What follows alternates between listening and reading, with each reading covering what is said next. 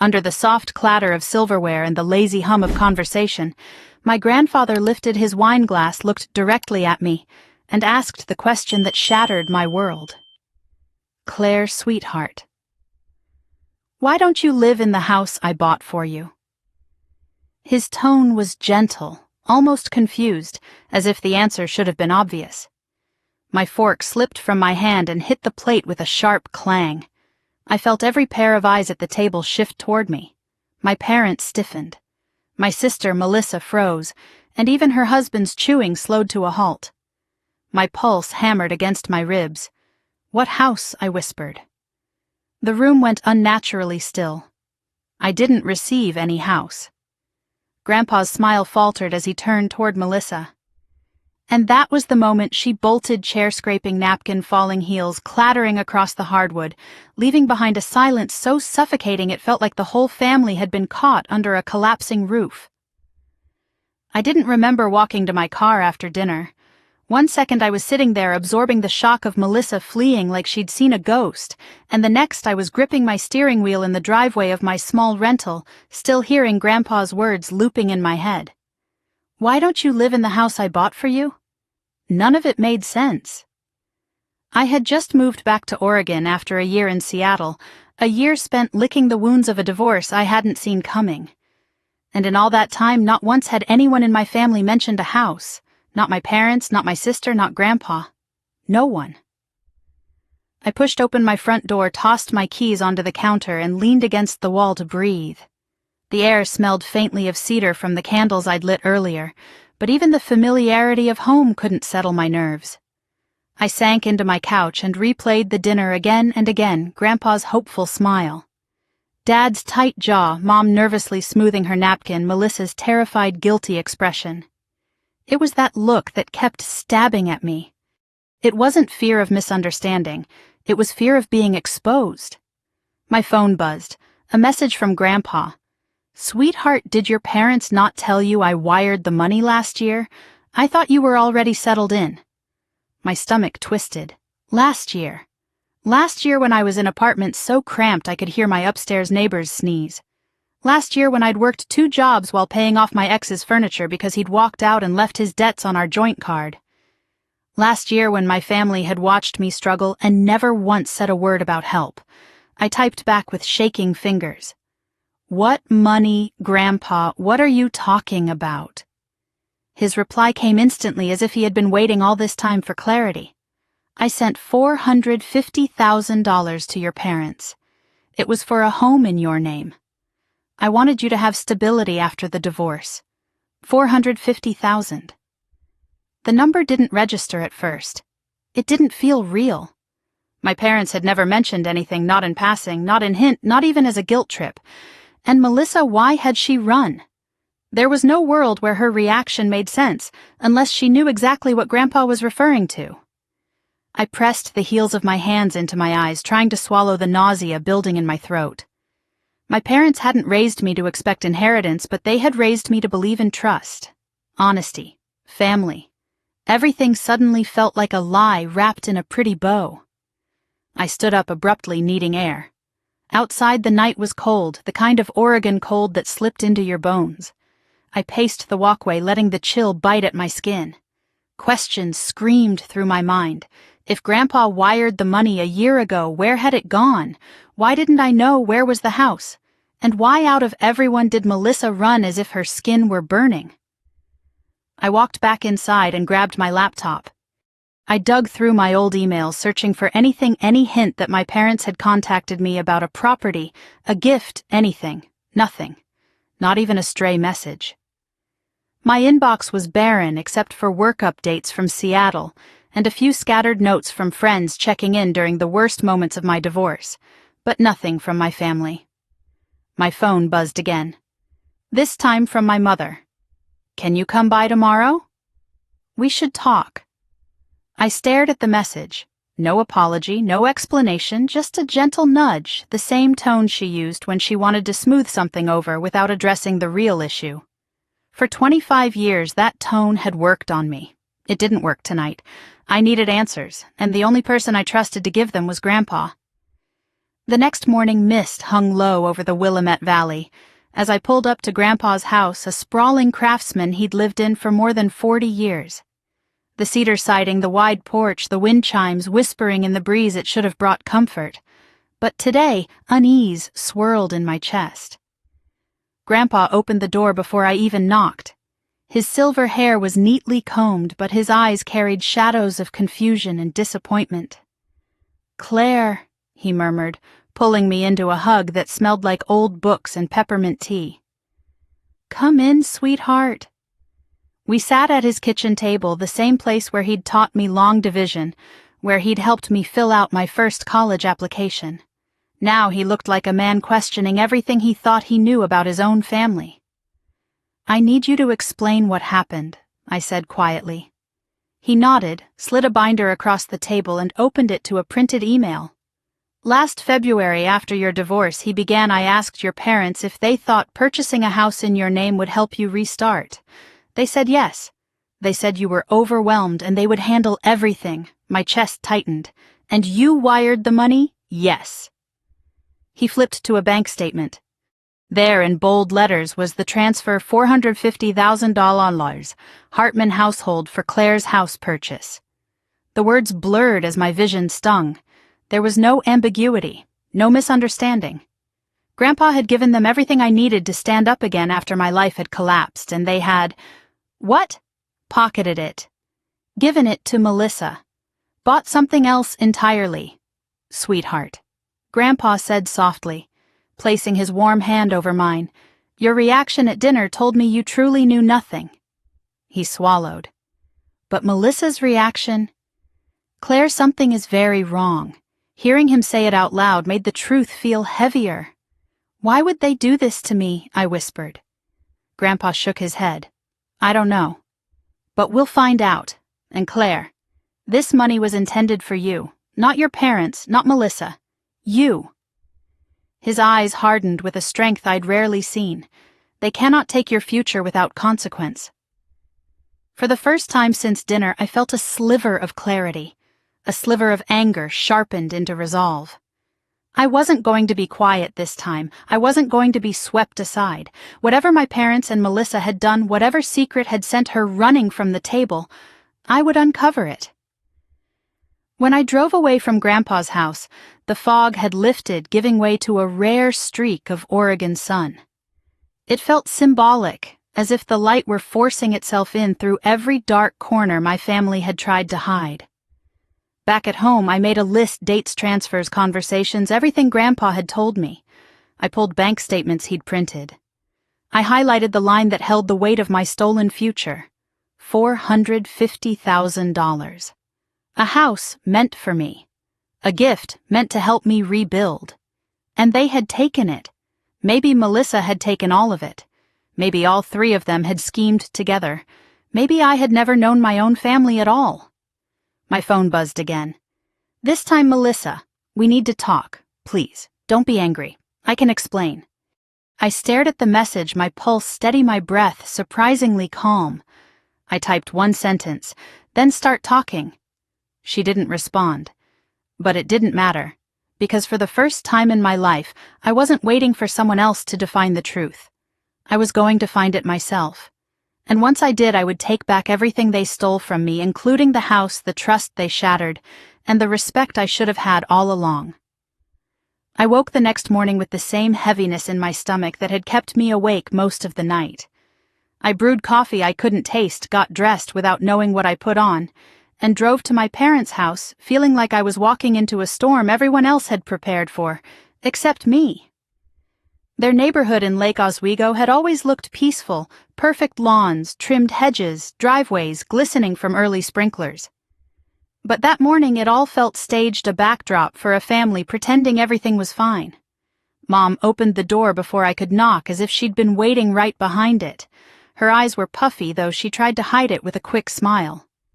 "Claire, honey, come in." I stepped inside and the air hit me immediately, too warm, too sweet, the smell of cinnamon rolls she baked whenever she wanted to smooth over conflict. I'd fallen for that tactic as a kid. I wasn't a kid anymore. Dad sat at the kitchen table, hands folded, jaw clenched. He didn't get up, didn't smile, just nodded stiffly like he was greeting a tax auditor rather than his daughter. Melissa wasn't there. "Sit, sweetheart," Mom whispered, placing a plate in front of me. I didn't touch it. Dad didn't bother pretending. I rested my palms on the table. "Where is Melissa?" Mom's mouth twitched. "She didn't sleep well. She's resting." "She ran out of dinner like she was caught doing something," I said quietly. Why Mom and Dad exchanged a look, one of those silent marital glances that carried paragraphs.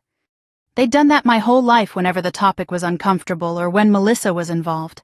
For years I'd taken it as a sign of their closeness. Now I saw it differently, a secret language I wasn't allowed to understand. Dad cleared his throat. "Claire, let's not start with accusations.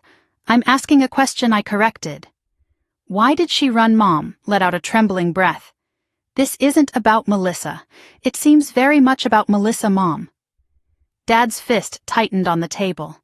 "This entire thing has gotten blown out of proportion. Your grandfather, he didn't need to put you on the spot last night. It was unfair. Unfair." The word snapped out before I could stop it. Unfair is hearing for the first time in my life that someone bought me a house and you never told me. Mom flinched as if I'd hit her. Dad's jaw pulsed. Neither spoke. I leaned back slowly. "Grandpa sent the money last year. $450,000. For me. For my home.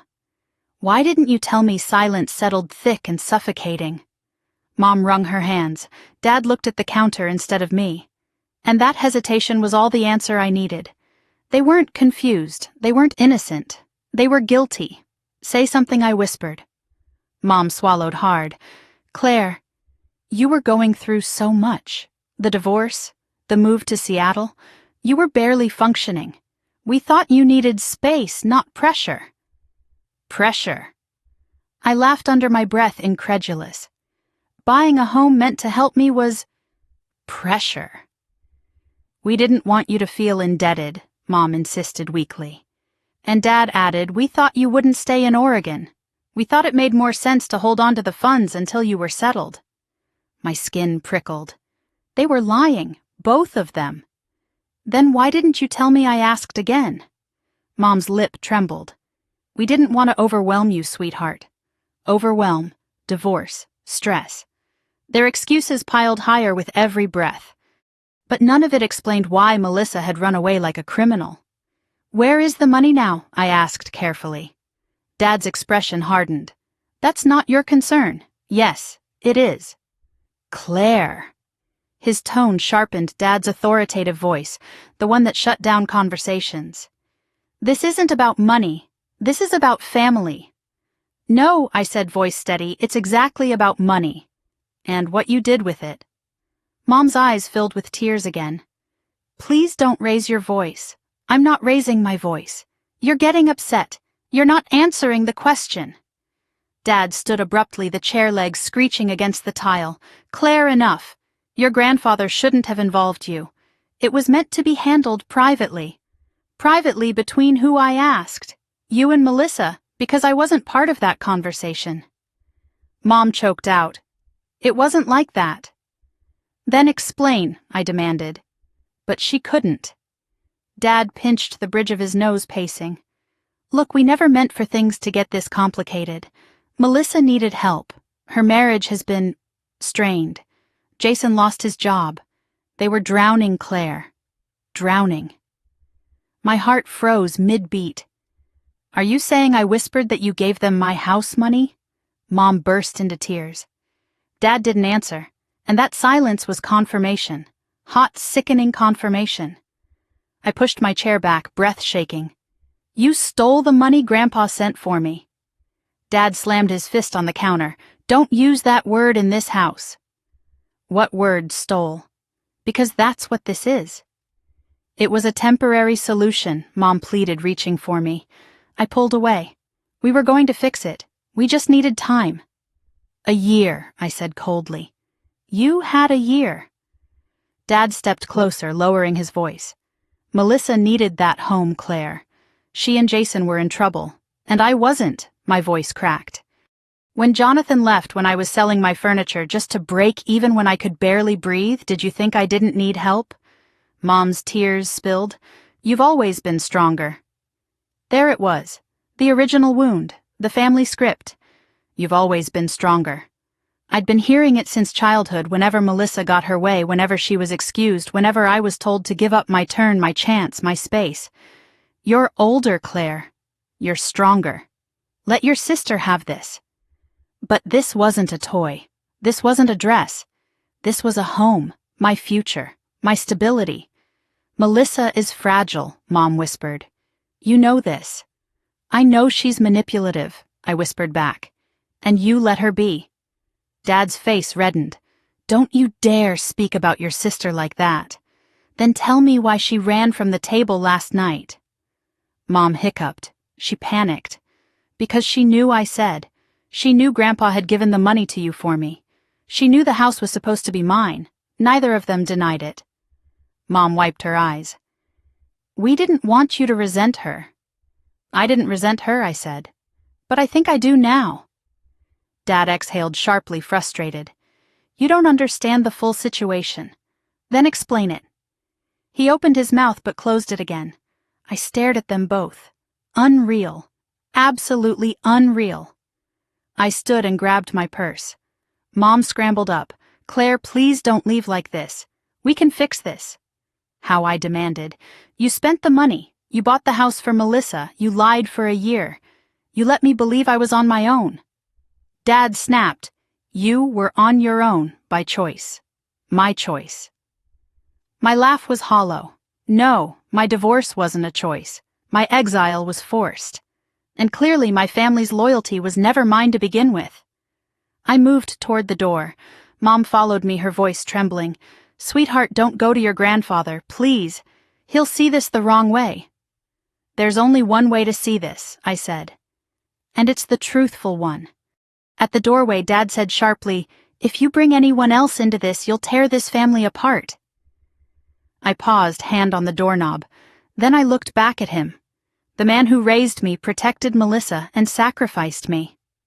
I said quietly, Dad, you already tore it apart. I'm just finally looking at the pieces. I stepped outside and closed the door behind me. The air was cold, but it felt cleaner than anything inside that house.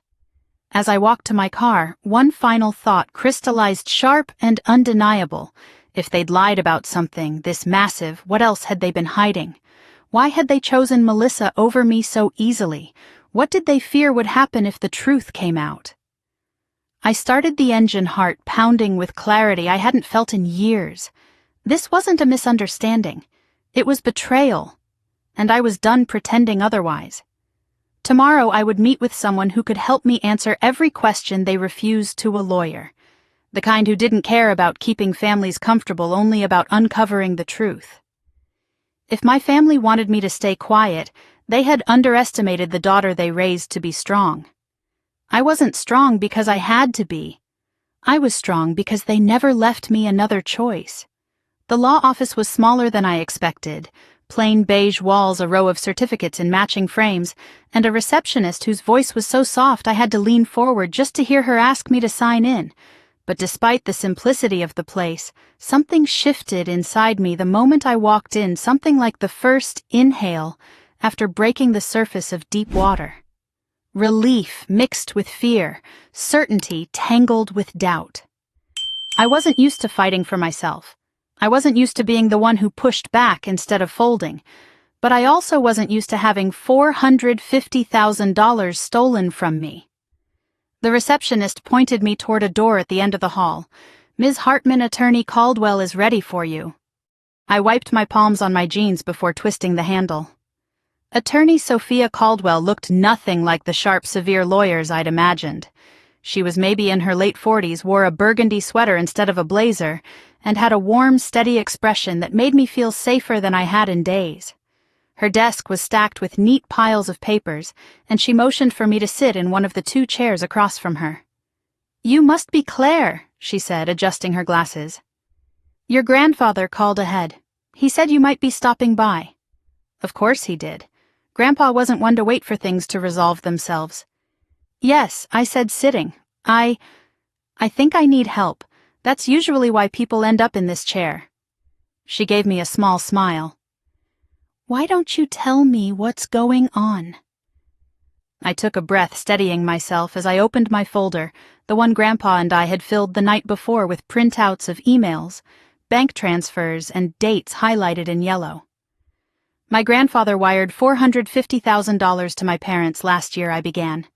"The money was intended for me for a house specifically. He thought it would help me after my divorce, but I never knew about it. My parents never told me."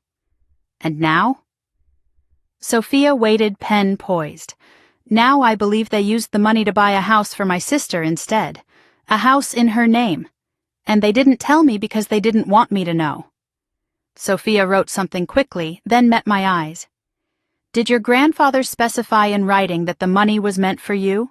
"Yes." I slid the printed email across the desk. "Here." He emailed my mom saying the funds were for Claire's house purchase only. And here I slid the bank statement. The memo line reads, "For Claire's home purchase, Lake Oswego area." Sophia nodded. "That's very clear." "And your parents acknowledged receipt of the funds?" "Yes." My mom replied, "We'll handle everything." But apparently they handled everything except giving me what was mine. Sophia drummed her fingers lightly, thinking.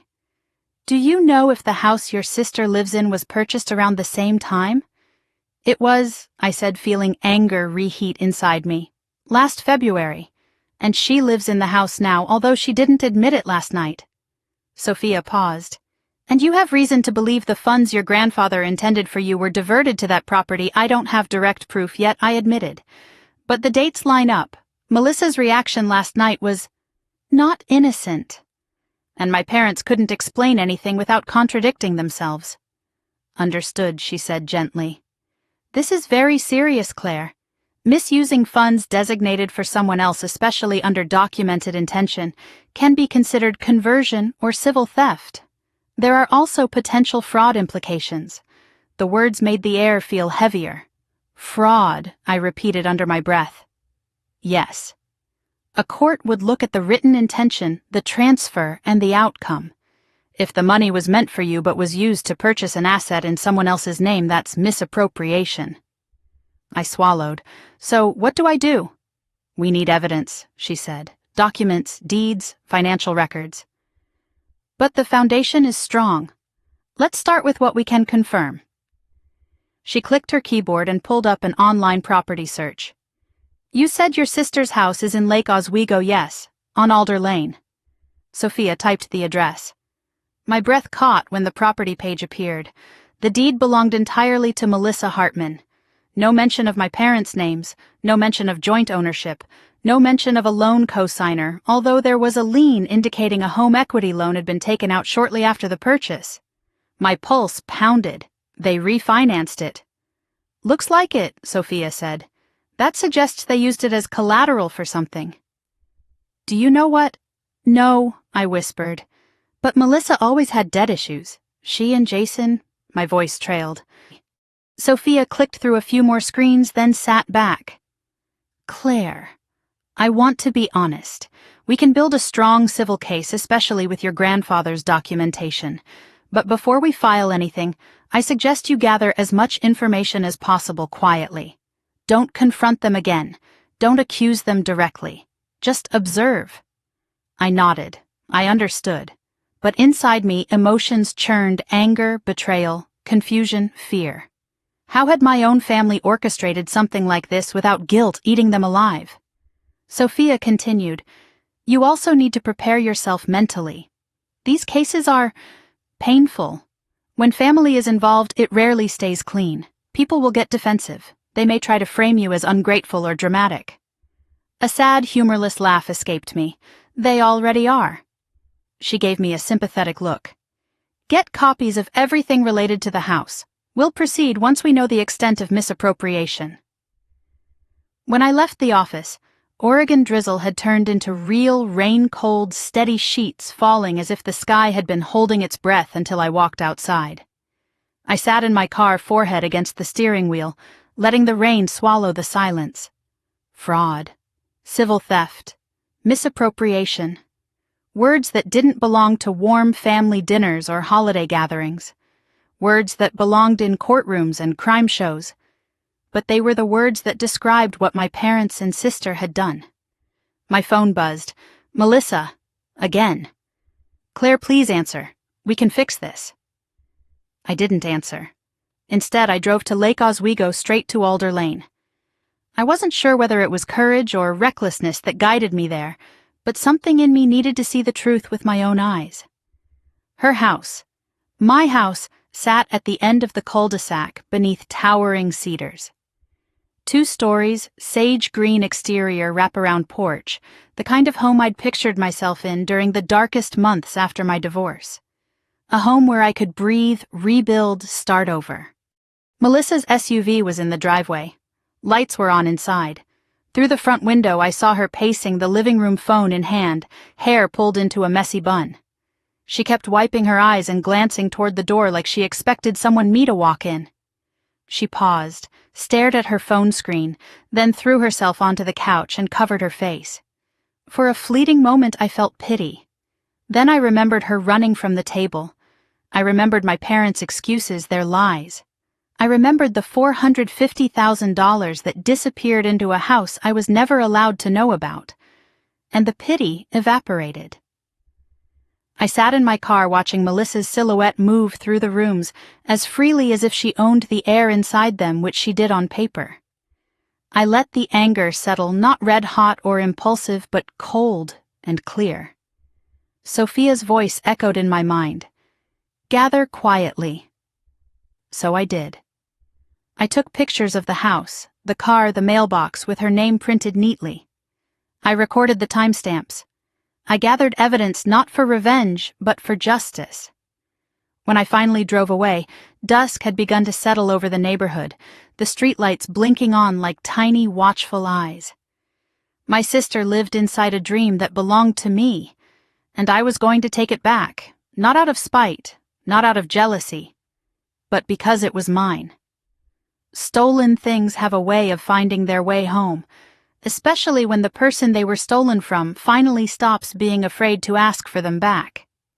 As the rain softened to a mist and the city lights reflected on the wet streets, I realized something else. The girl who left for Seattle broken and defeated wasn't the same woman who had returned. This woman wasn't afraid anymore.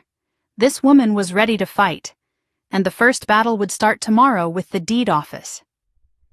I arrived at the county deed office the next morning, just as the doors unlocked, the air still damp with Oregon fog. The building smelled like coffee and old paper, and fluorescent lights buzzed as clerks settled into their cubicles. It wasn't the kind of place where dramatic revelations usually happened, but I felt like I was walking into a vault that held the truth my family had been hiding from me for a year.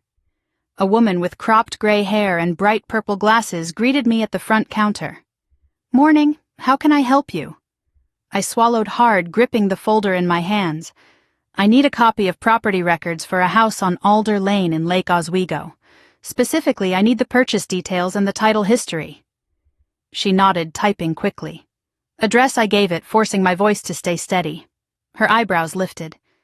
"That's a nice area," I didn't respond. My stomach twisted as she clicked through the documents. "Here we go," she said. "This parcel was purchased last February. Closed on the 21st. Buyer listed as Melissa Hartman." There it was, in black and white. Melissa's name, no shared ownership, no trust account, no mention of my parents except in the mailing address for tax statements. "Can I get copies?" I asked quietly.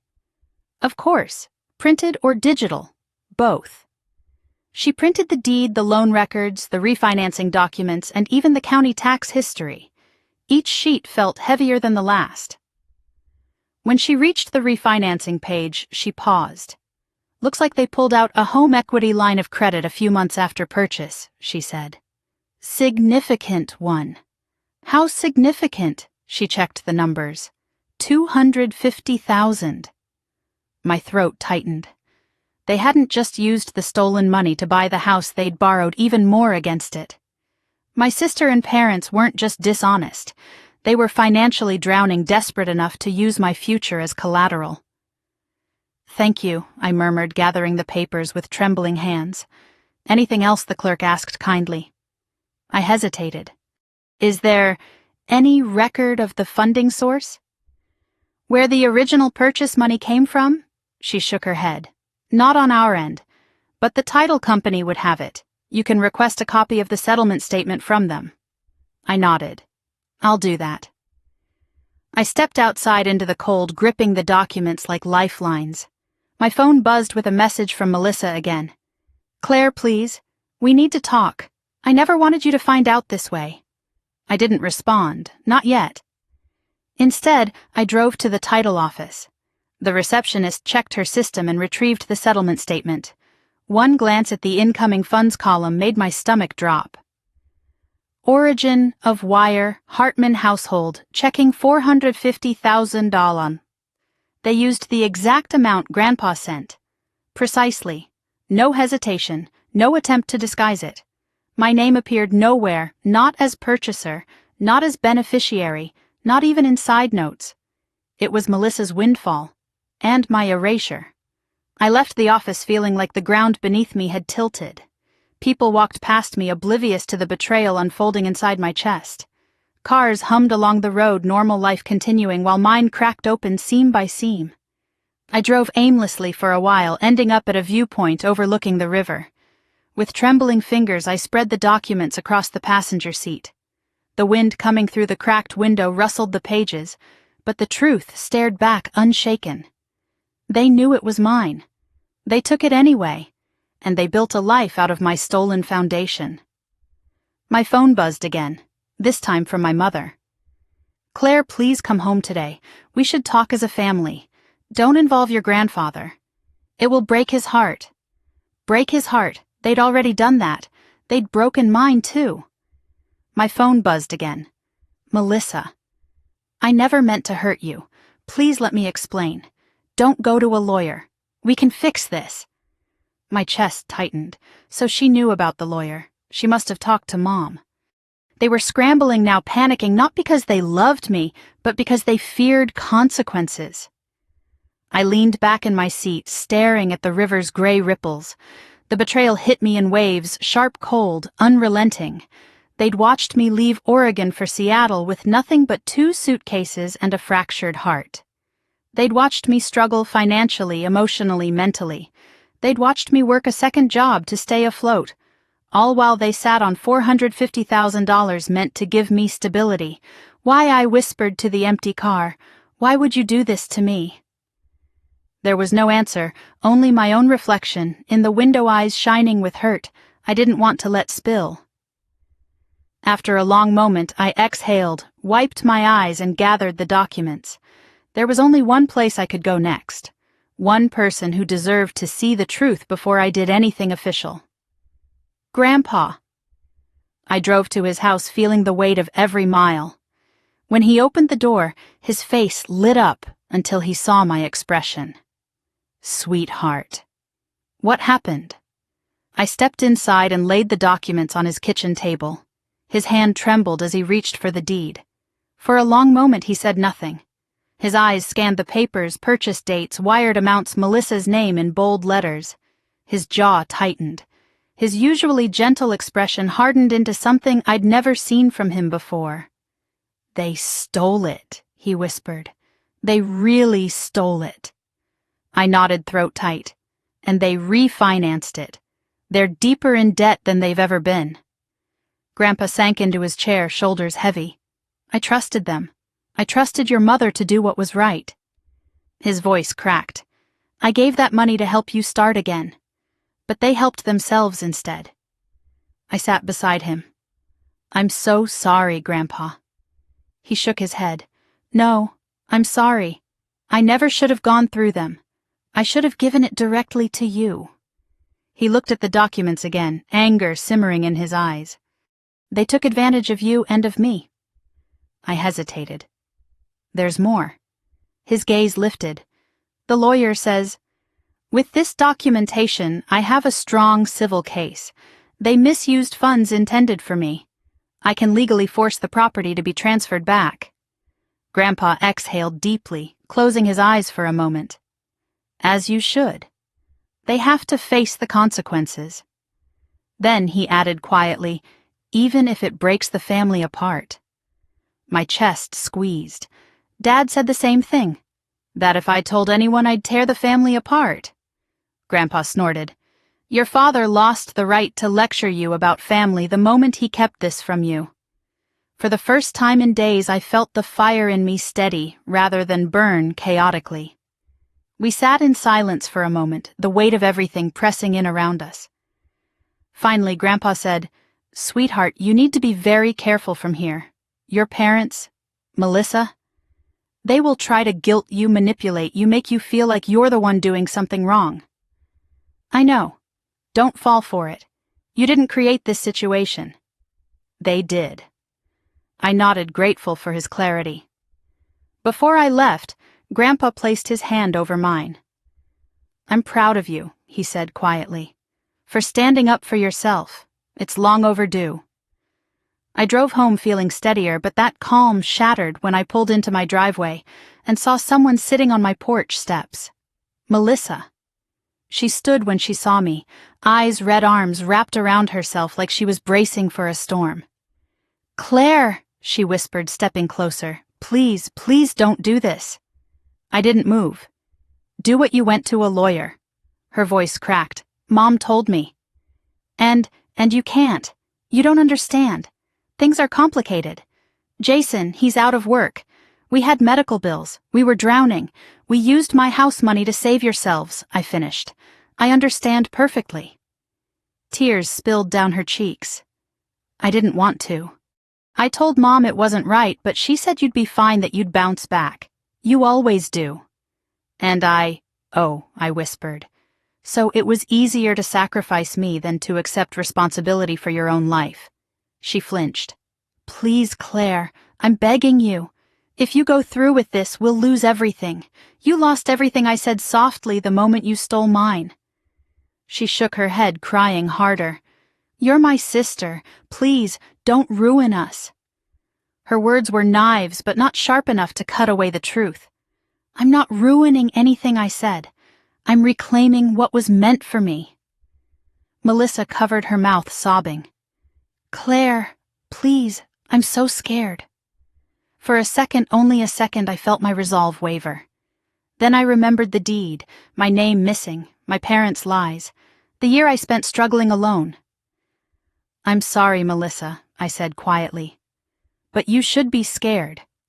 She stared at me, eyes wide with panic, then ran to her car and drove off, a flash of Alyssa blue taillights disappearing down the street. I stood there on my porch, the cold wind whipping around me, my heart aching yet unshaken.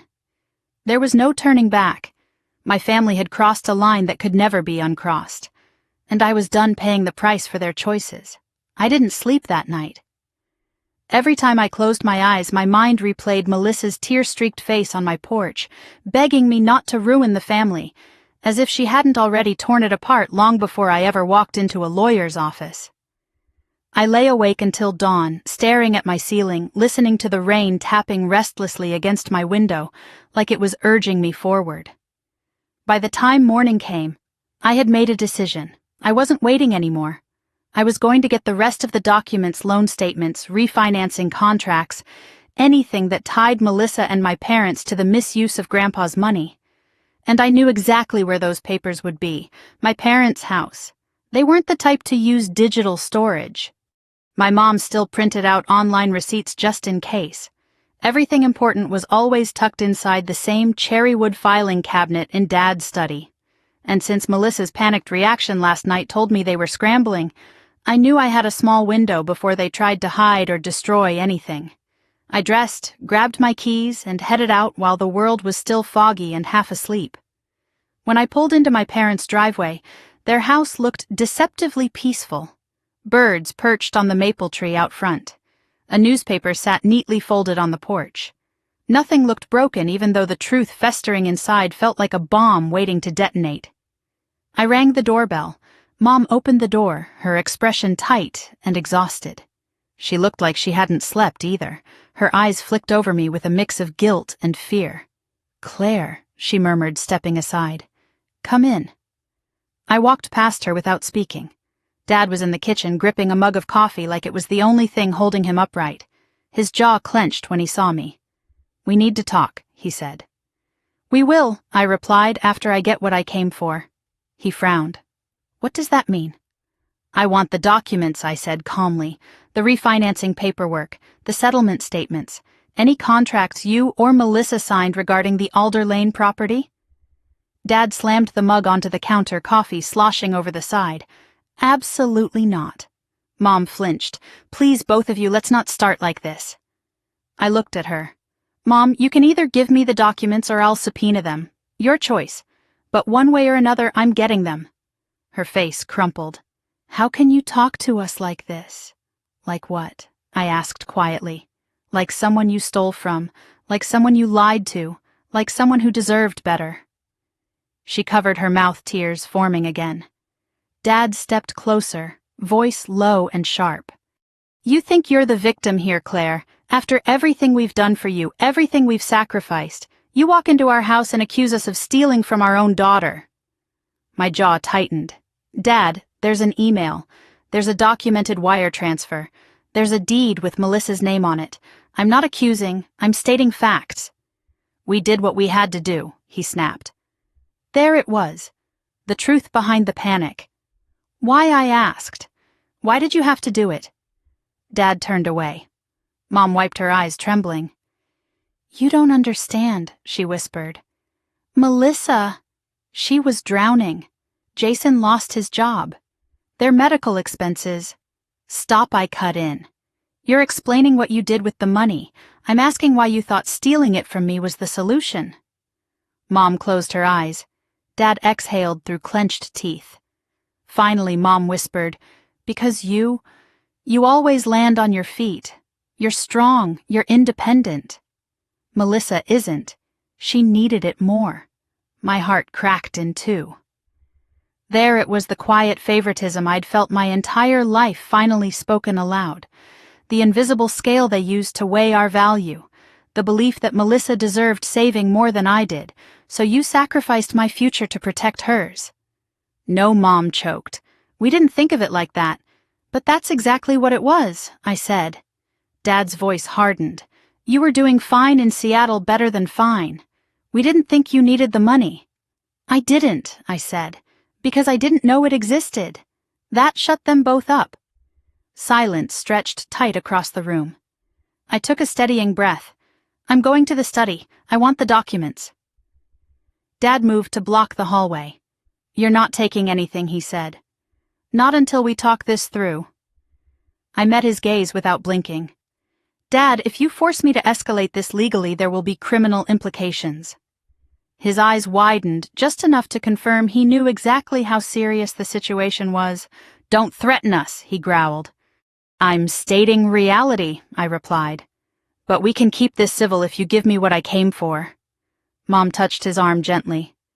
"Charles, please, let her.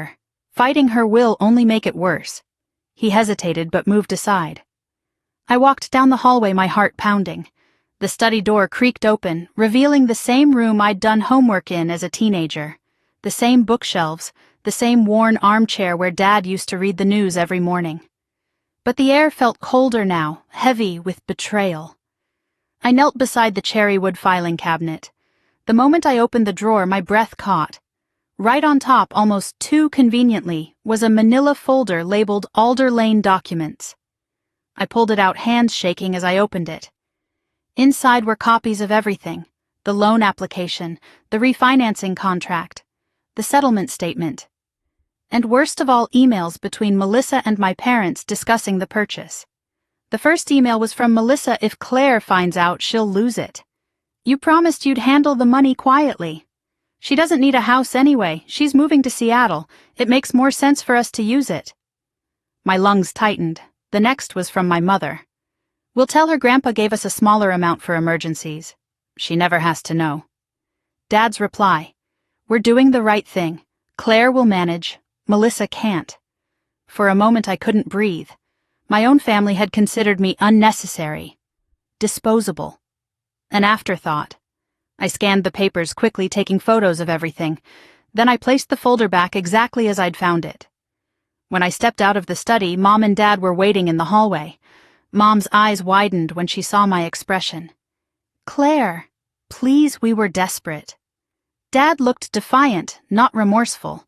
We had to prioritize the child who needed the most help. My voice was steady, even though everything inside me was collapsing. "You prioritized the child who shouted the loudest," I said.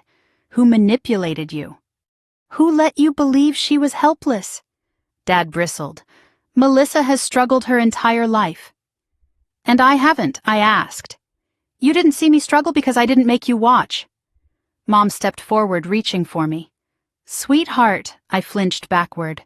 "No," I whispered. "You don't get to call me that right now." The hurt in her face was instant, but I didn't apologize. Not this time. I walked toward the door. Dad's voice followed me. "If you take legal action, Claire, we may never recover from this." I paused with my hand on the doorknob. "You should have thought about that," I said quietly, "before you stole from me."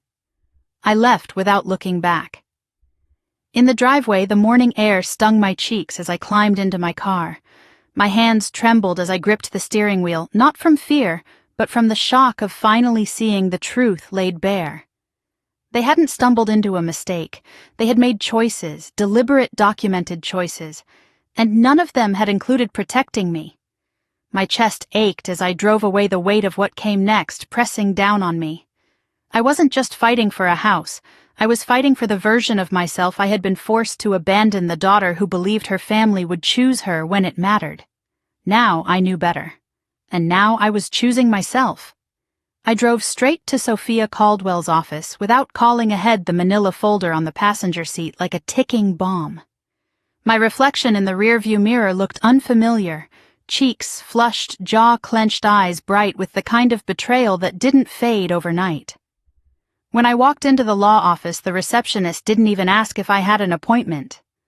One look at my face and she simply pointed toward the same hallway. "Go on in. She's free." Sophia looked up from her desk when I entered, eyebrows lifting slightly at my expression. "You found something." I sat, opened the folder, and spread the printed emails across her desk like evidence at a crime scene. My fingers trembled, not with fear, but with clarity. "These," I said. "This is everything." Sophia scanned the pages quickly, her calm expression sharpening as she read. Emails, loan documents, refinancing, the settlement statement. And, oof, she lifted the printed messages between my parents and Melissa. "She never has to know. Claire will manage. We're doing the right thing." She let out a long, slow exhale. "This isn't just misappropriation," she said. "It's intentional, coordinated, documented." My heart pounded. "So, what does that mean?" I asked. She folded her hands. "It means your case just became extremely strong. With written evidence that your parents and sister knowingly diverted funds intended for you, we have grounds for civil conversion fraud, breach of fiduciary duty, and financial exploitation." The word exploitation hit me like a physical blow. I'd always been the strong one, the independent one, the child who never asked for anything. It had never occurred to me that they might use that against me. Sophia continued, "We can file a demand letter requiring them to transfer the property to you voluntarily. If they refuse, we take it to court. Based on these documents, a judge would almost certainly rule in your favor." Her voice softened. "Claire, you have every right to pursue this. What they did was wrong, no matter how they try to justify it." I nodded, blinking away the sting in my eyes. "I know." "What do you want to do?" she asked gently. I took a breath. "I want the house. I want my grandfather's gift honored. And your parents and sister?" I hesitated. The anger in me burned, but beneath it lay something far heavier, grief. Grief for the family I thought I had. Grief for trust I couldn't recover. "I don't want to ruin their lives," I said quietly, "but I won't sacrifice mine to protect them." "A reasonable stance," she said. and one the law supports. She pulled out a form. Let's draft the demand letter. As she typed, I sat in silence listening to the soft click of keys. Each sound felt like a nail sealing a coffin, one that held the version of my family I'd loved blindly for 35 years. When she finished, she turned the monitor toward me. The letter was firm, concise, and devastating. It demanded the immediate transfer of the Alder Lane property into my name. It cited the transfer memo from Grandpa, the explicit email instructions, and the evidence of coordinated misuse. It warned of civil action and damages if they refused. My hand shook as I signed it. "Are you sure?" Sophia asked quietly. "Yes," I said. "For the first time in my life, I'm sure." She nodded and sent the letter. There was no going back now. When I walked out of her office, the sky had shifted from gray to a muted silver, like the world couldn't decide whether it wanted to rain or clear. I got into my car and stared at my phone, half expecting a message from my mother or father, some frantic attempt to stall what they already sensed was coming. But instead, my phone buzzed with a number I didn't recognize. I answered cautiously. "Hello." A shaky breath came through the speaker. "Claire." I froze. It was Jason, my brother-in-law. He sounded exhausted, his voice frayed at the edges. "Jason, why are you calling?" He let out a sound that wasn't quite a laugh. "Because things are bad. Worse than you know." I swallowed tension coiling in my stomach. "I know about the house. I know what they did." "No," he said quickly. "There's more. More than Melissa told you. More than your parents know." Cold washed through me. "What do you mean?" There was a long pause. I could hear him moving, maybe pacing. Finally, he said quietly, "Can you meet me later, somewhere neutral? Somewhere Melissa won't follow." Alarm bells rang in my head. "Why me?" I asked. "Because..." His voice cracked. "Because I think I owe you the truth. And after this, I don't know where my marriage is going. But you deserve to know everything." My pulse quickened. "Jason, are you in danger?" "No," he said. "Not physically. But everything is about to fall apart. And you should hear it from me before someone else tries to twist it." I closed my eyes. "Where Riverbend Park. The North Bench. 5 o'clock. The line went dead." I leaned back in my seat, trying to steady my breathing. Jason wasn't dramatic. He wasn't emotional. He was a quiet, steady presence who rarely raised his voice or inserted himself into conflict. For him to call me not my sister, not my parents, meant something enormous was boiling beneath the surface. Something Melissa had kept hidden even from Mom and Dad. Something tied to the house, or the loan, or maybe something even darker. I left early. I couldn't sit still at home with my thoughts racing. I parked near the river and walked toward the North Bench, the Willamette River flowing quietly beyond the trees. The wind carried the scent of wet pine and distant rain. Jason arrived 10 minutes late, looking like he hadn't slept in days. His hair was uncombed, his eyes were rimmed red, his clothes hung loosely on him as if he'd lost weight quickly. "Claire," he said, sinking onto the bench. I sat beside him, unsure of what to expect. "What's going on?" He rubbed his hands together. "Melissa didn't tell you everything. She didn't tell your parents everything either. And before this explodes, I want you to hear the truth." He paused, gathering himself. Then he said, "The home equity loan wasn't used to pay off our debts." A chill crawled up my spine. "Then what was it used for?" I whispered. He let out a shaky breath. "A business venture. One that failed, horribly." My stomach dropped. "Jason, I didn't want to use the house as collateral," he said quickly. "I told Melissa it was a terrible idea. But she insisted. She said your parents would never find out. She said it was our chance to start over. She said we deserved something for once." My chest tightened. "And you believed her," he bowed his head. "I believed in us. And we lost everything, every dollar. The investment collapsed 2 months ago. And now the bank is pressuring us. We're behind on payments. They're threatening foreclosure. Foreclosure. On my house. The house bought with my grandfather's money. A hot wave of anger surged through my chest, but Jason kept speaking, almost desperate now. I told her to come clean, he said. I begged her. But she refused. She said your parents would blame her. She said you would hate her forever. She said if the truth came out, our marriage wouldn't survive. He looked at me, defeated. She wasn't wrong. We sat in silence, the wind rustling the trees above us. Finally, I asked, "Why tell me now?" He blinked hard. "Because the bank is moving fast. And if you take legal action, which you should, everything will surface anyway. And I couldn't let you walk blind into this." He let out a broken laugh. "You deserved that house. You needed that house. And we ruined it before you ever saw it." My throat tightened painfully. "Why didn't Melissa tell me this? Because she's terrified," he whispered. "She's always been terrified of failing, of disappointing your parents, of losing everything. And now the truth is catching up." I swallowed hard. "Jason, is the house in danger of being seized?" He nodded slowly. "Yes." Soon, he nodded again. The wind stilled. My family hadn't just stolen my house. They had destroyed it. The betrayal cut deeper than I knew betrayal could reach. Not just through theft, but through recklessness. Desperation. Deceit that spiraled so far out of control, no one knew how to stop it. Jason turned to me, then eyes hollow. "Whatever you decide to do next. I'm sorry, Claire. Truly." He stood and walked away, leaving me alone on the bench with the truth swirling around me like smoke. My house wasn't just stolen. It was sinking. And if I didn't act fast, I wouldn't just lose it.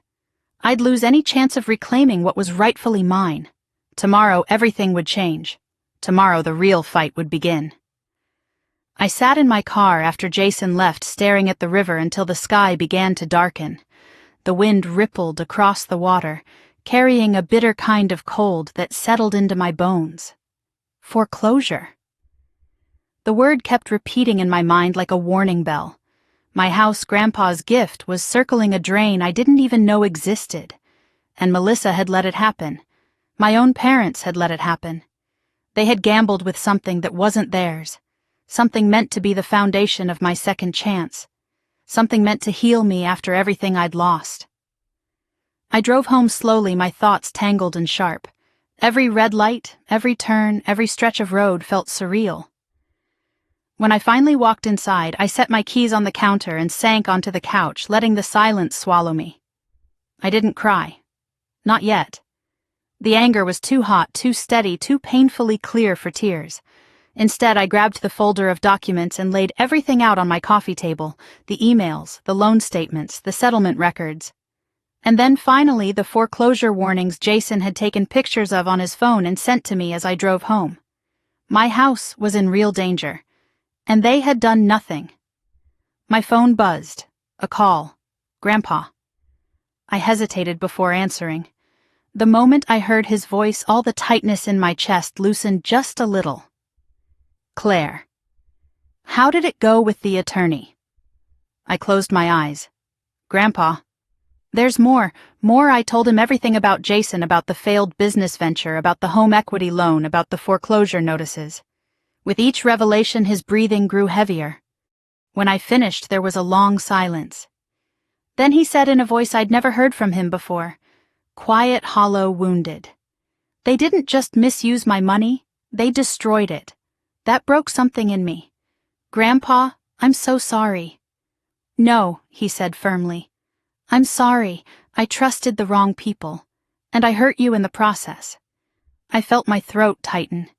"You didn't hurt me." "They did." His voice shook. "Tell me what comes next, sweetheart." I inhaled slowly, steadying myself. "I'm going to stop the foreclosure. I'm going to take back the house legally. And then we'll figure out the rest." "Good," he whispered. "You deserve justice. And I will support you every step of the way." That night I barely slept again. My mind raced with possibilities, legal angles, financial strategies, timelines, worst-case scenarios. If the bank moved too quickly, the house could be auctioned before we even filed the claim. Everything depended on speed and precision. By morning, I was running on determination alone. I drove straight to the bank, listed on the loan documents, the folder clutched under my arm. The building was sleek, modern, almost cold. Inside, the lobby smelled like polished floors and printer toner.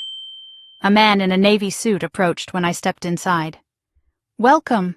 How can I assist you today? I need to speak with someone about a property in foreclosure," I said quietly. "Urgently." His expression shifted professional concern mixed with curiosity. "Of course. Right this way." He led me to a glass-walled office where a woman in her early 50s sat behind a desk covered in financial reports. She looked up as we entered. "This is Ms. Hartman," the man said. "She has questions regarding a foreclosure case." Her eyebrows arched. "A Hartman, which property? Alder Lane." I said, my voice barely above a whisper. Her face changed instantly, recognition, mixed with something else. Something like pity. "Please sit." I did. "First," she said softly, "I'm sorry you're dealing with this. The situation on that property is complicated." "I'm aware," I said, "but I need to know exactly how much time we have, and what options exist." She nodded and pulled up the account records on her screen. "The loan is severely delinquent," she said. "Multiple missed payments. And the refinance was ambitious." Ambitious. A polite word for reckless. "How soon until the house is seized?" I asked. She hesitated. "The final notice goes out next week. If nothing changes, the property will be scheduled for auction in approximately 30 days.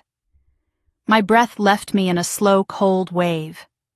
30 days. Only 30 days before my house was gone forever. "Is there anything that can stop the foreclosure payments?" she said. "A full reinstatement or proof of pending legal action that establishes contested ownership." I straightened. So, a legal claim could delay the foreclosure. Yes, not permanently, but long enough to resolve ownership. Hope flickered faintly inside my chest. "Ms. Hartman," she added gently, "are you aware that you are not the legal owner of the property?" "I'm aware," I said. "But I have evidence proving the money used to purchase the home was mine, not my parents', not my sister's, mine." She studied me for a long moment, something shifting behind her eyes. "Then you have every right to fight for it," she said quietly.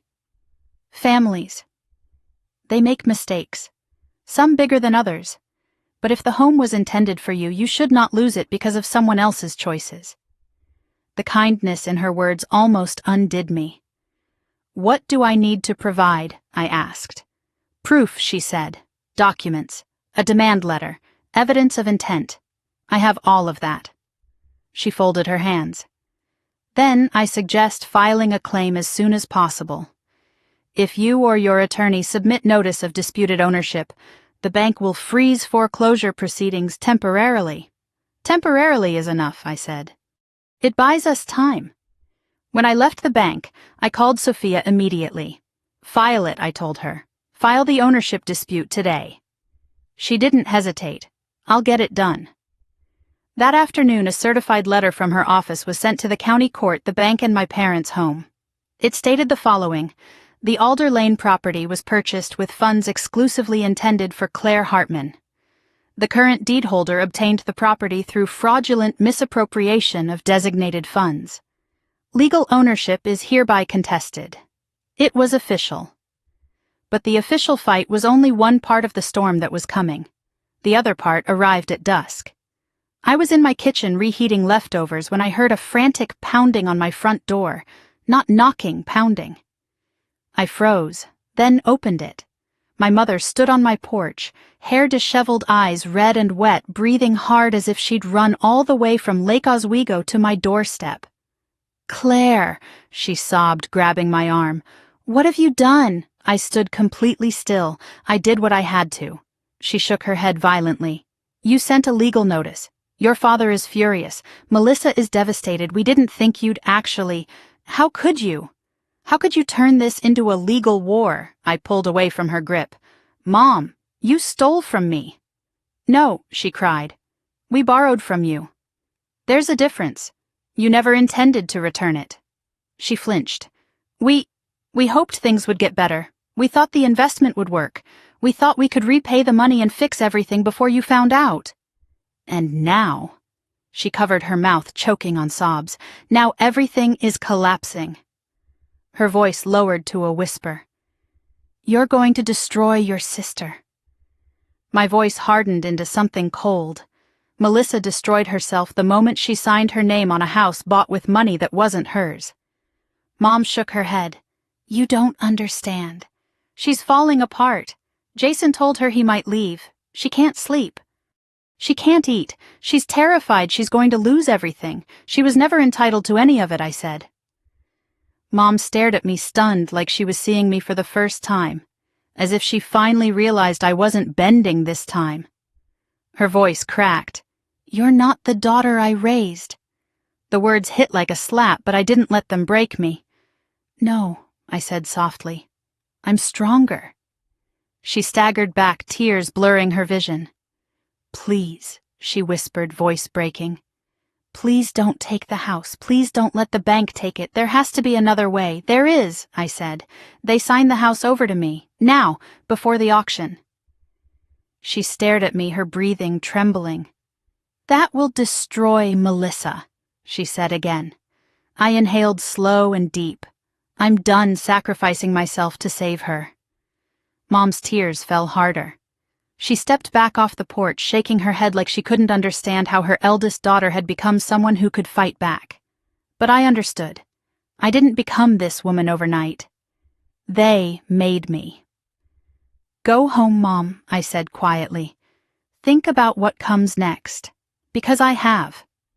She looked at me one last time, broken, pleading, terrified, and then turned and walked down the driveway.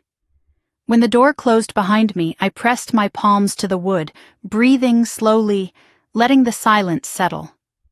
The battle lines were drawn, and I was no longer standing alone. I woke the next morning to a stream of unread messages, missed calls from Dad, texts from Mom begging me to pause everything, a long paragraph from Melissa alternating between apologies, accusations, and threats. I didn't respond to any of them. The buzzing of my phone became background noise as I got dressed, packed my folder, and prepared for the next phase meeting with the bank's foreclosure specialist and finalizing the injunction. I wasn't just fighting for a house anymore. I was fighting against a lifetime of being overlooked, dismissed, and used. By the time I arrived at the courthouse, Oregon's sky had shifted to a stormy slate gray. The wind whipped my hair into my face as I jogged up the steps clutching my documents. Inside, the hallways smelled of old wood and disinfectant. People moved with purpose, each of them carrying their own disaster. Today, I was one of them. Sophia was already waiting at the front bench of the county clerk's office, her dark hair neatly pinned back, her expression calm but sharp. You're right on time, she said. The clerk is processing our request. What happens next? I asked, trying to sound braver than I felt.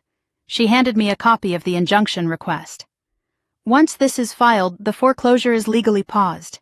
It buys us significant time. I exhaled, the relief washing over me. One hurdle down, dozens more ahead. But I wasn't alone, not anymore. The clerk called Sophia's name.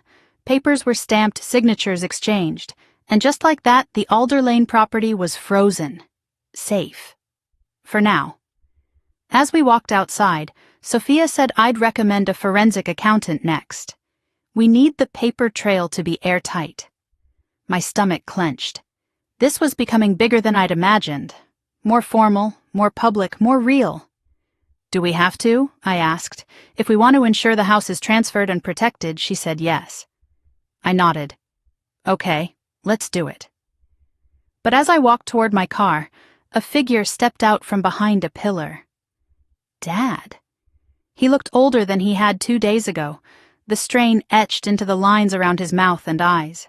His expression was a mixture of anger, exhaustion, and something else, something like heartbreak. We need to talk, he said. I stiffened. I don't think we do. Yes, he said firmly, we do. He glanced at Sophia. Alone. She raised an eyebrow at me. You don't have to talk to him. I inhaled slowly. It's fine, I'll be okay. She nodded. Call me if you need anything. When she walked off, Dad stepped closer. Claire, he began, do you have any idea what you've done? My jaw clenched. I protected myself. Something you should have done for me.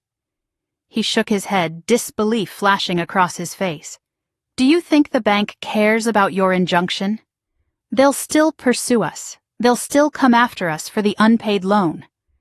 Your actions didn't solve anything. They escalated everything. I crossed my arms. Good. Maybe consequences will finally teach you something. His voice dropped low and bitter. You sound just like your grandfather. That's a compliment. He exhaled sharply, nostrils flaring. You are tearing this family to pieces. I stepped closer, meeting his eyes without flinching. Dad, the family was already torn the moment you chose Melissa over me. I'm just refusing to go along with the lie. I turned to leave, but he grabbed my arm, not hard, but firmly enough to make me stop. I did what I thought was right, he said. I did what any father would do. I pulled my arm free. Then you're a father to one daughter only. The words hit him like a blow. His mouth parted, but no sound came out. His shoulders sagged. For the first time since this started, I saw the truth. He wasn't just angry. He was ashamed. And he didn't know what to do with that. I walked away without waiting for a response. Some part of me expected him to call out after me. But he didn't. He let me go. When I got home, I expected to collapse. Instead, I found something on my porch. A box, no label, no note. Just my name written in Melissa's handwriting. My fingers trembled slightly as I opened it. Inside were several items, small, old, worn. A framed photo of us as kids standing knee-deep in the Columbia River holding hands. A friendship bracelet I made her when I was 10. A seashell necklace she bought me during a family vacation. A folded program from my high school graduation with Melissa's doodles on the back. At the bottom was a letter. I sat on the porch steps and unfolded it, bracing myself. Claire, I know you think I'm a monster right now.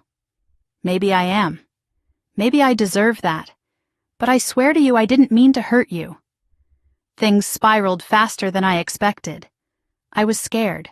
I made terrible decisions. And now everything is falling apart because of me.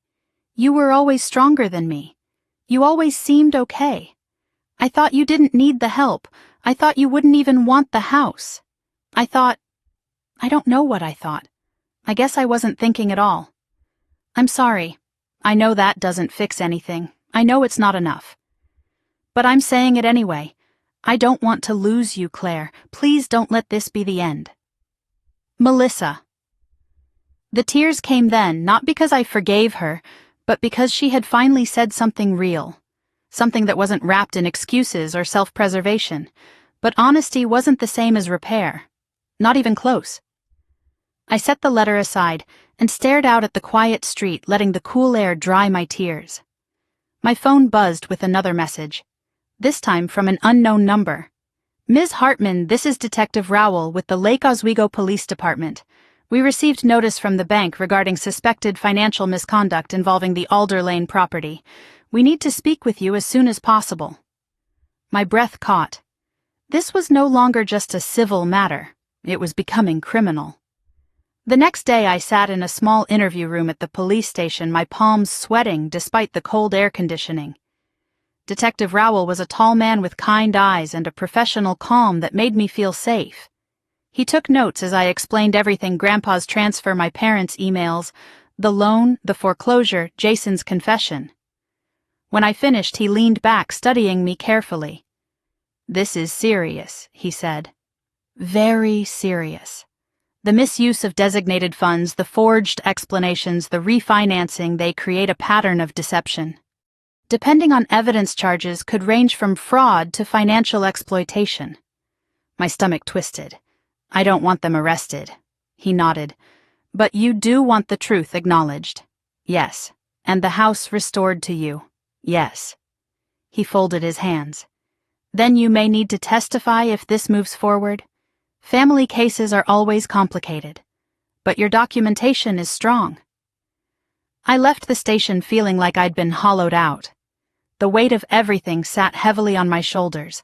The legal battle, the foreclosure, the broken pieces of my family scattered across the last few days. When I got home, Grandpa was sitting on my porch steps, hands folded in his lap waiting for me. I sat beside him, resting my head on his shoulder the way I had when I was a little girl. "You did the right thing," he said softly. "I don't feel like I did." "Doing the right thing," he replied, "rarely feels good when it involves people we love." I swallowed hard. "I don't know if I can forgive them." "You don't have to," he said gently. "Forgiveness is not the same as surrender. Sometimes protecting yourself is the only act of love you can offer to yourself and to them." We sat in silence for a long moment, watching the sky dim into twilight. Finally, Grandpa said, "You're stronger than you know, Claire. But strength doesn't mean you have to go through this alone." I closed my eyes. For the first time since this started, I believed him. Maybe I was strong, just not in the way they thought quiet and compliant. I was strong in the way that fought back. And I knew one thing for certain: this story wasn't anywhere near its end. But neither was I.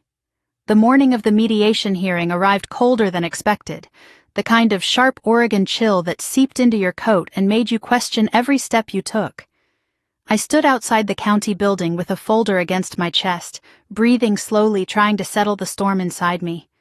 Today wasn't the courtroom showdown, not yet, but it was the first formal confrontation, the first time all of us would be in the same room with a neutral mediator and a table full of evidence.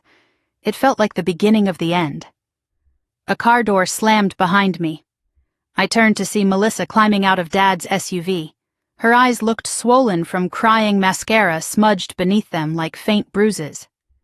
Jason followed behind, avoiding my gaze, his hands jammed deep into his coat pockets.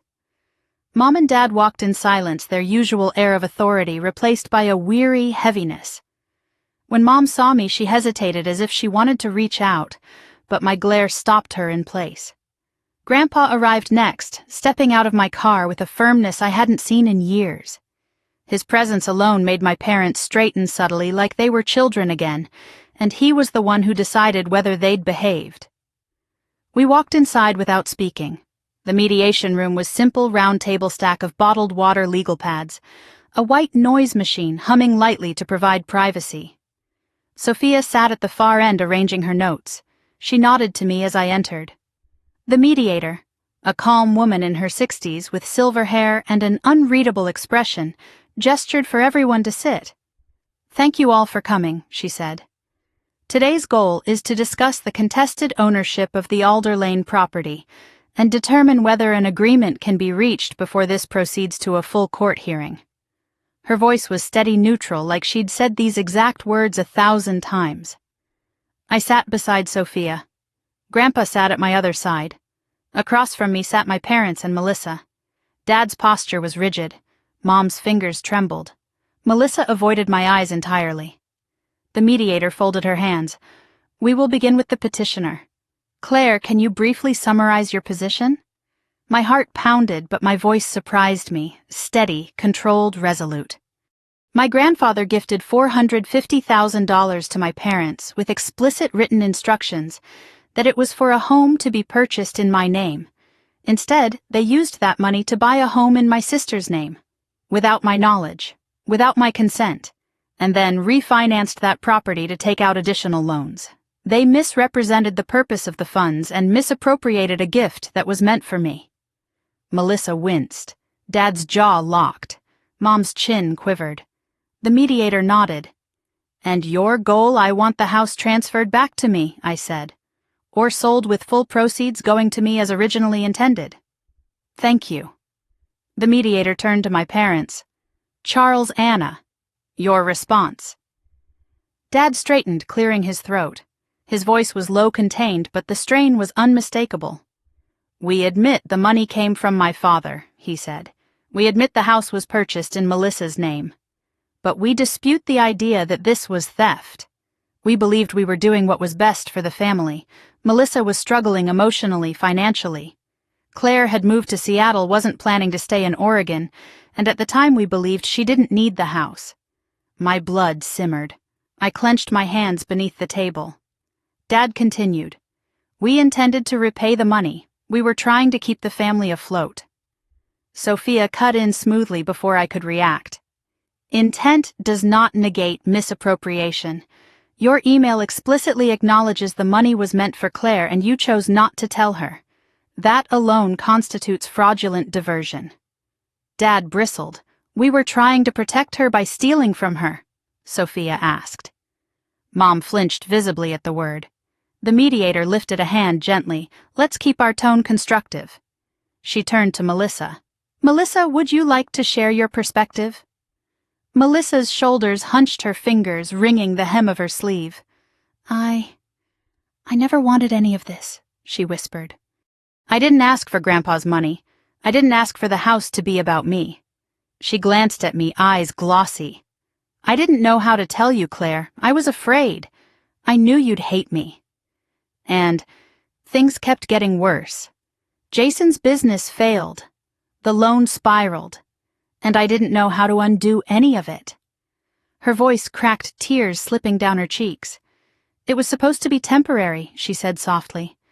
But then everything collapsed. And now the house is drowning in debt, and the bank is calling every day, and no matter what we do, it feels like we're already ruined. Silence filled the room. For a moment, a brief, painful moment, I felt the echo of the sister I once trusted. But it didn't erase what she'd done. The mediator looked at Sophia. Given the foreclosure status, what remedy are you proposing? Sophia slid a document across the table. Full transfer of ownership to Claire Hartman, with Claire taking control of foreclosure negotiations. Claire will assume full responsibility for settling the mortgage or arranging sale because the property was intended for her. Dad scoffed. She wants to take the property without the debt. I glared at him. You created the debt. You and Melissa, not me. Jason finally spoke, voice strained. She's right. All heads turned toward him. Jason looked exhausted but resolute.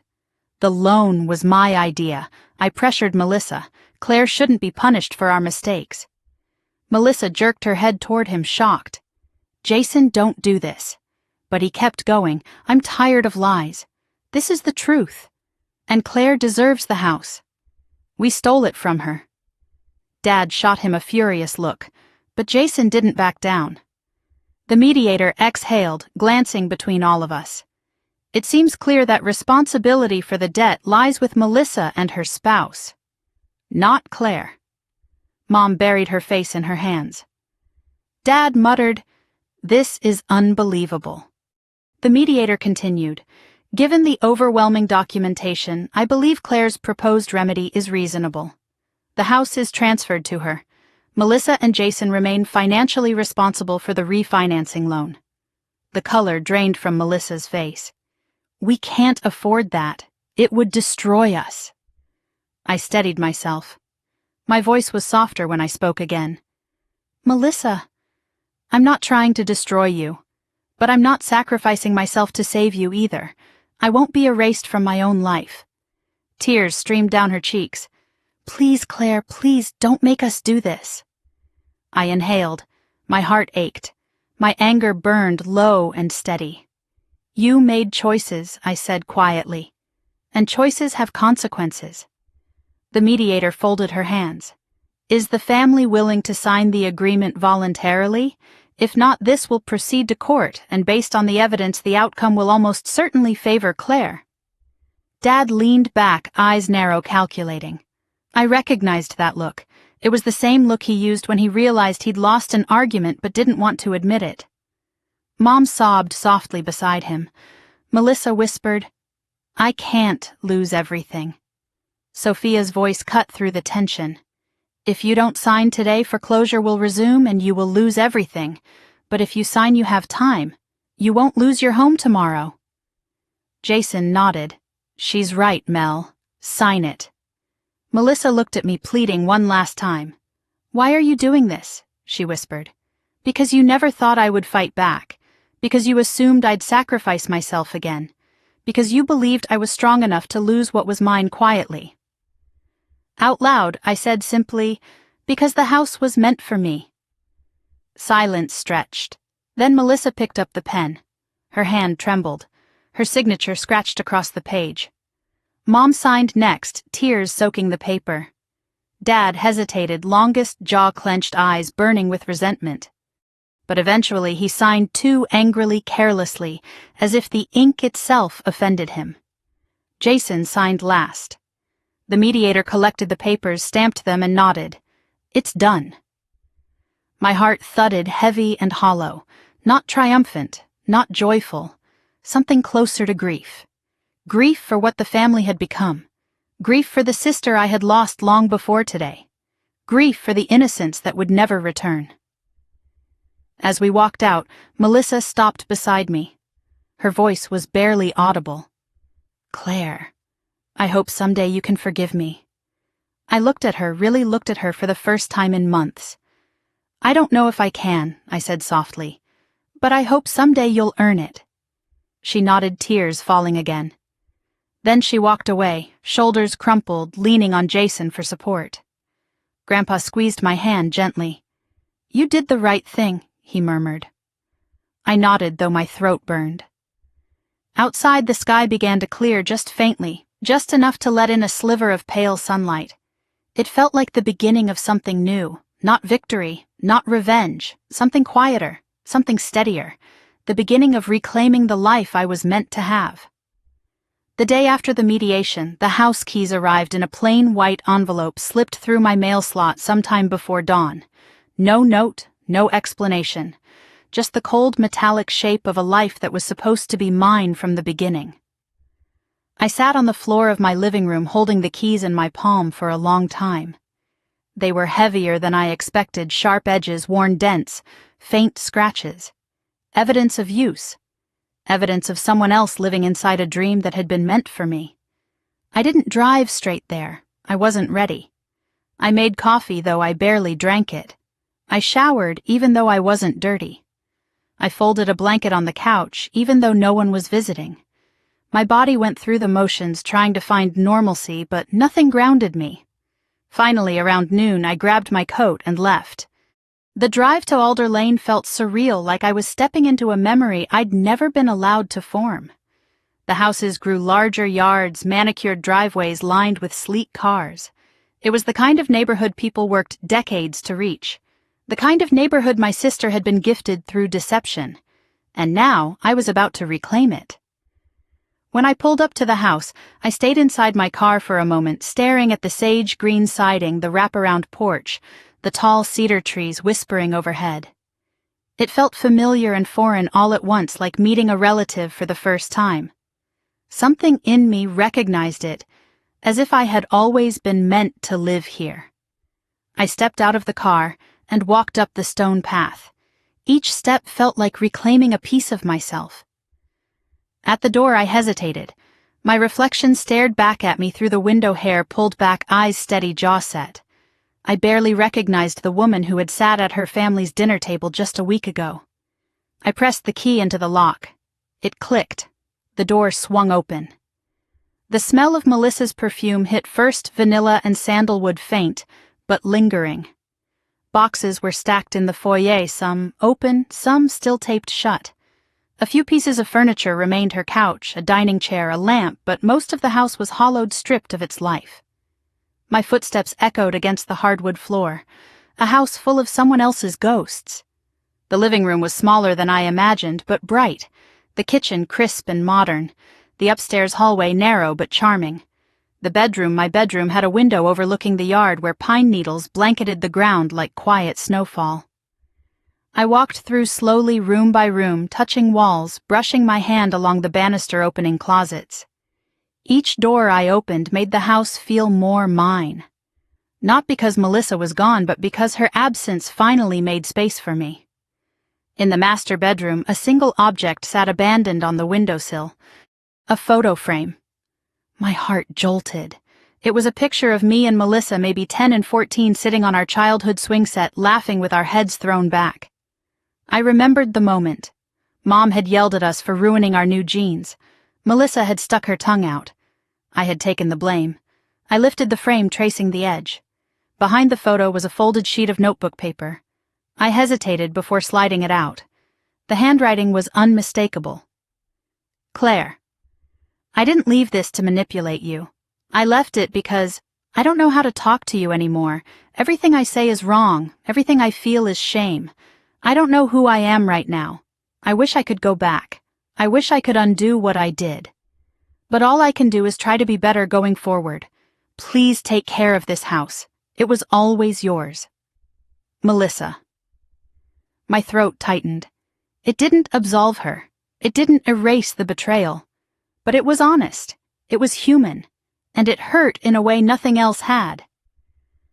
I set the photo down carefully and wiped my eyes with the back of my hand. A knock startled me. I turned. Jason stood in the doorway, hands in his pockets, shoulders slumped. The exhaustion on his face seemed deeper than yesterday, like he'd aged a decade overnight. "Can I come in?" he asked softly. I nodded. He stepped inside, closing the door behind him. "This is surreal," he said, looking around. "Seeing you here instead of Melissa." "It's supposed to be me," I said. "It always was." He nodded. "I know." We stood in silence for a moment, both absorbing the stillness around us. "Melissa didn't want me to come," he said quietly. "But I needed to. I needed to apologize." "You already did," I replied. "Not fully." He looked at me, guilt carved into his expression. I let her make decisions I knew were wrong. I didn't stop her. I didn't stop myself. I dragged her deeper into debt. And I let all of it land on you. My arms folded instinctively. "Why didn't either of you say something before it got this far?" He swallowed hard. Shame, pride, fear, pick one, or all three. Fear of what he exhaled. Fear of disappointing your parents. Fear of losing the help they kept giving us. Fear of losing the illusion that we could fix things on our own. I almost laughed. Illusions are expensive. He nodded, eyes lowered. "Yeah, and they cost more than money." I looked at him for a long moment. "How is Melissa?" "Not good," he admitted. "She's devastated, angry, humiliated, and scared." "I'm not surprised. She knows she's to blame," he said. "But she also knows your parents pushed her into believing she deserved more than you. It's complicated. It always is." He hesitated, then asked, "Do you want a relationship with her again?" Someday I didn't answer right away. I looked around the room at the sunlight filtering through the window, at the empty spaces waiting to be filled at the home that held both betrayal and possibility. "I don't know," I said honestly. "I want peace. But forgiveness, that takes time." He nodded, accepting the answer. Before he left, he placed a small object on the kitchen counter. The house's spare key. "She told me to give this to you," he said. She said, "It feels more right coming from me." I took it. After he walked out, I stood in the emptiness of the house and listened. The quiet wasn't lonely, it was clarifying. I spent the next hours walking through every corner, opening drawers, scanning the walls for cracks or signs of damage. The house had one more secret. A notice taped inside a cabinet door. Final foreclosure notice payment, required within 14 days. Even now, even with the legal transfer underway, the house was still on the edge of collapse. My fingers curled into fists. Not again, not this time. I drove back to the bank, marched inside, and requested a meeting with the foreclosure specialist. She saw me within 10 minutes. "I need options," I said before she could speak. "All of them." She laid out 3. Full reinstatement, pay off the delinquent amount in one lump sum. Impossible. Loan modification possible, but required proof of stable income and a long-term plan. Short-term hardship agreement, a temporary pause while ownership disputes resolved. "I choose option 3, I said immediately. She nodded. "I'll submit the request today." And while it processes, I said, "I want to apply to assume the mortgage." Her eyebrows lifted. "You want to take over the loan?" "Yes," I said, "because I'm not losing this house." We completed the paperwork. I submitted income documents, tax returns, identification. It was tedious, draining, but empowering. For the first time in my life, I was fighting for something that was mine, not out of obligation, not out of fear, but because I deserved it. When I got home, Grandpa was waiting on my porch again. I sat beside him, exhaustion settling into my bones. "Well," he asked. I handed him the bank's temporary approval notice. He smiled. "You did it." "Not yet," I said, "but I'm on my way." He nodded, resting his hand over mine. "Your grandmother would be proud." That nearly broke me. I leaned my head on his shoulder. "I hope so." "You're building your life," he said softly. "Not the one they wanted you to have, the one you want." I closed my eyes. For the first time, I truly believed him. As the sky shifted to dusk, Grandpa stood to leave. Before he did, he said, "There's something I didn't tell your parents. Or Melissa." I frowned. "What? The house money wasn't a one-time gift." He smiled gently. "I set aside more, not for a house, for your future." My breath caught. "Grandpa, you didn't." "I did," he said, "because you deserve it, and because I trust you to use it wisely." My eyes filled with tears. That night, I stood in the living room of the Alder Lane house, my house holding the keys, feeling the weight of everything that had happened. The betrayal, the fight, the truth, the victory. It wasn't over yet, but I wasn't afraid anymore, because I wasn't stepping into the ruins of my sister's life. I was stepping into the beginning of mine. I spent the next week living in a strange overlap of two worlds, the quiet, healing solitude of my small rental and the hollow, echoing rooms of the Alder Lane house that still held the remnants of Melissa's life. I divided my days between meetings with the bank emails with Sophia and long hours sitting on the hardwood floors of a home I wasn't fully ready to claim. The house was legally frozen for closure, temporarily halted, and ownership transfer pending. But emotionally, everything was still shifting beneath my feet. Every time I stepped inside Alder Lane, I felt the weight of what had been done and the weight of what I had reclaimed. On the fourth morning, I arrived with a notebook and my laptop ready to start sorting through practical decisions, renovations, repairs, what furniture to keep, what memories to remove. But when I opened the door, I heard a faint noise upstairs. My pulse spiked. I froze at the base of the staircase, listening. A soft creak. Then another. Someone was in the house. I grabbed the closest object I could find, a broom leaning by the door, and climbed the stairs slowly, step by cautious step. My breath caught as I reached the landing. The noise was coming from the master bedroom. When I pushed the door open, Melissa jumped back with a gasp. She stood near the closet, eyes wide, hands shaking. A half-packed cardboard box sat on the floor beside her. "What are you doing here?" she whispered. My fingers loosened around the broom, but I didn't lower it completely. "What are you doing here?" She swallowed hard. I came to get the rest of my things. I thought you were at work. You should have called. I didn't think you'd answer." She wasn't wrong. Still seeing her here without warning sent a wave of confusion and anger through me.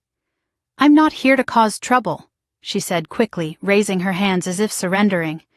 "I just wanted to take my things and go before you started moving in." "I haven't even decided if I'm moving in," I said. That made her pause. She looked genuinely surprised. "You're not—" "I don't know yet," I admitted.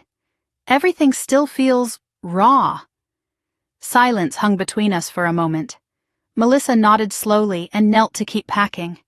She handled each item with care, as if afraid to disturb the air between us. I watched her quietly. She looked smaller than I remembered, fragile, in a way that made resentment and pity collide inside my chest. Her sweater swallowed her frame, her hair was pulled into a messy bun, her fingers trembled as she folded a shirt into the box. She wasn't the villain I'd built up in my mind. She was broken. But broken people could still break others. So she whispered, "You talked to Jason, yes, and he told you everything, yes." She rubbed her forehead. "I didn't want him to, but he said he owed you the truth." "He did," I said, "and so did you." She let out a shaky breath. "I know." I leaned against the door frame. "Why didn't you?" She sat back on her heels, tears pooling in her eyes. Because I didn't know how to be the bad guy, and every version of the truth made me the bad guy. You were the bad guy, I said quietly. But you could have still told me. She nodded, wiping her cheek. I know that now. But every day I didn't tell you made it harder to ever tell you, and before I knew it a year had passed. And then another lie, and another, and the house became this thing I couldn't let go of without admitting I'd stolen it. You did steal it. She nodded miserably. I folded my arms, exhaling slowly. Why did you think you deserved it more than me? She looked up sharply, panic flashing in her eyes. I didn't. I swear I didn't. I was drowning Claire. I was losing Jason. We had bills stacked to the ceiling. He couldn't find work. I couldn't get hours at the school. We were melting, and Mom kept saying you were strong, that you'd bounce back, that you didn't need help. My stomach twisted. Mom said that Melissa nodded. She said Grandpa's money would overwhelm you, that you'd feel indebted or guilty. She said it would be cruel to give it to you during the divorce. That was news to me. And then Melissa continued. She said something else. She said you weren't planning to stay in Oregon, that you had a new job, new plans, new life. So giving the house to you would be pointless. My jaw tightened. So she convinced you? No, Melissa whispered. I convinced myself. Because it made everything easier to justify. I stared at her, the truth settling like dust. So that's it, I said softly.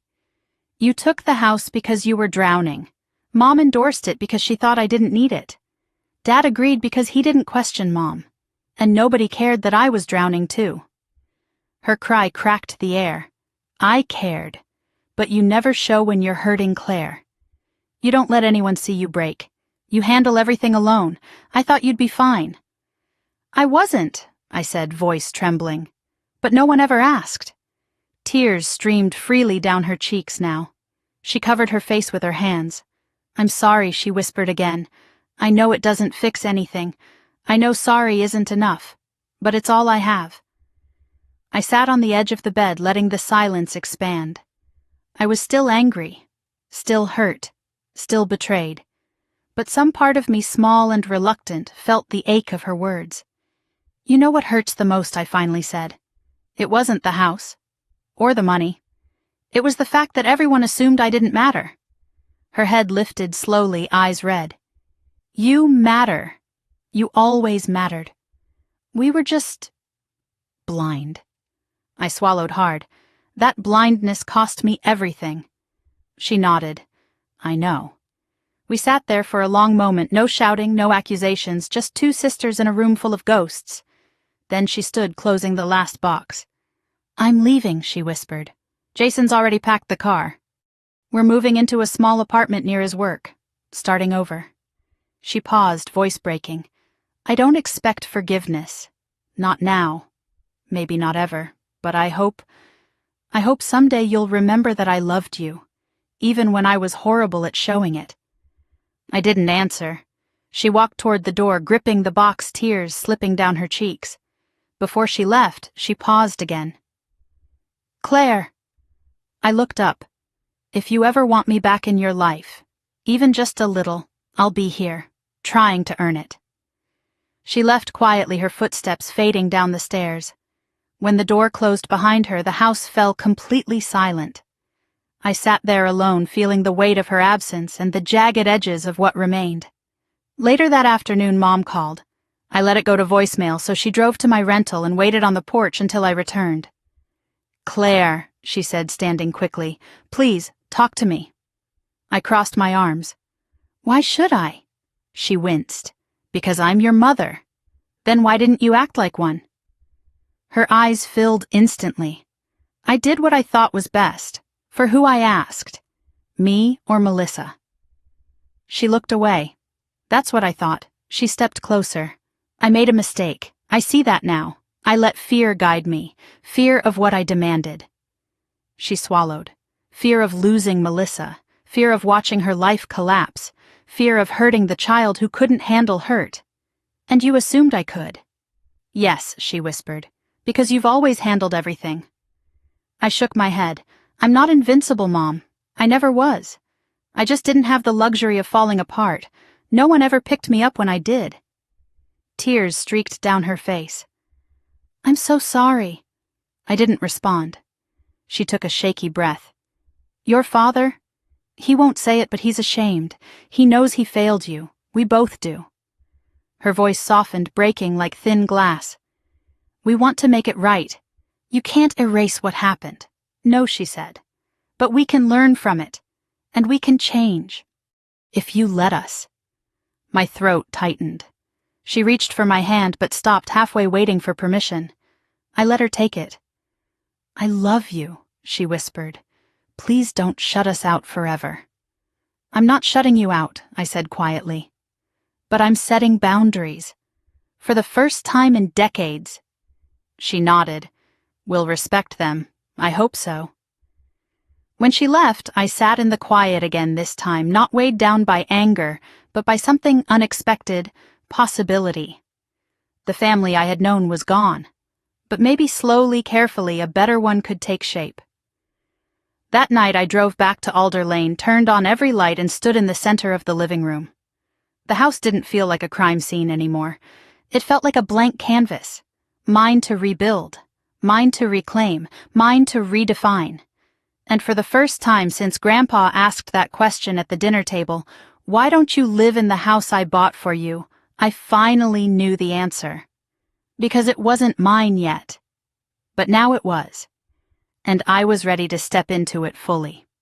Spring arrived in Oregon with a softness I hadn't felt in years, the kind of gentle warmth that seeped into the skin and made everything feel newly possible. The renovation on Alder Lane wrapped at the end of March, and for the first time since the house became part of my life before I even knew it existed, I unlocked the front door with a feeling that could only be described as ownership. Not just legal ownership, not just practical ownership, but emotional ownership. The house finally felt like mine, shaped by my choices, my work, and the truth I fought to uncover. The fresh paint smell was almost gone, replaced by the scent of new hardwood polish and sunlight warming the floors. I walked through every room, slowly letting my fingers run along the smooth banisters, the cool countertops, the carefully chosen fixtures. Every corner held a memory, now some painful, some healing, but all mine. I ended in the living room, the heart of the house. The space that had once echoed with silence and secrets now held cozy furniture, soft light shelves filled with books I'd collected through every chapter of my life. It felt like a place where beginnings could happen. Maybe even forgiveness.